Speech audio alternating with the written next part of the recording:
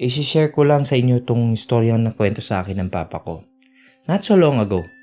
Sa Makati kasi siya nagtatrabaho at araw-araw siyang dumaan sa kabaan ng Open Canal. Isa itong mahabang kalsada sa Imus, Cavite na extended hanggang Daang Hari Road na papunta namang Molino, Cavite.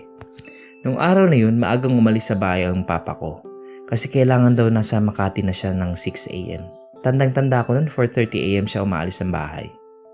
Kinagabihan, pag-uwi niya, kinuwento niya sa amin na naranasan niya sa Open Canal habang bumabiyahe siya ng umaga.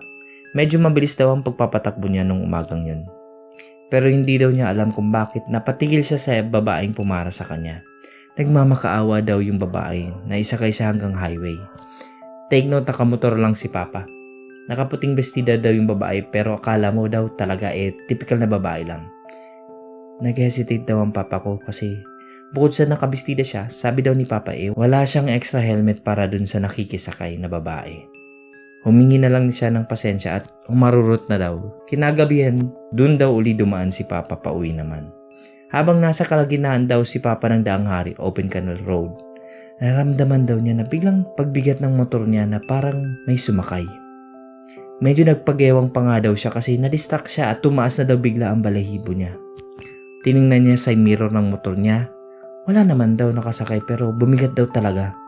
Nagpray daw siya paulit-ulit. Paglagpas niya sa madilim na kabaan at maliwanag ng daan, bigla daw gumaan ang motor niya. 2 weeks after ikwento sa amin yun, may aksidente ring naganap na parehong lugar na dinaanan ng papa ko. Mga grupo ng magbabarkada naman daw ang namatay at ang kwento daw, may humarang din sa kanila na babaeng nagpupumilit sumakay pero sa kasamang palad, na aksidente silang lahat. Mula noon hindi na dumadaan sa kalsadang yun ang papa ko. Patuloy ang pag-warning ng karamihan sa Daang Hari Road na palaging mag-iingat pag napapadaan sa lugar na yon. Samahan na rin natin ang dasal at pananampalataya. Nag-enjoy po ba kayo? Subscribe! Nag-upload po kami ng mahigit sa 3 videos sa loob ng 1 linggo.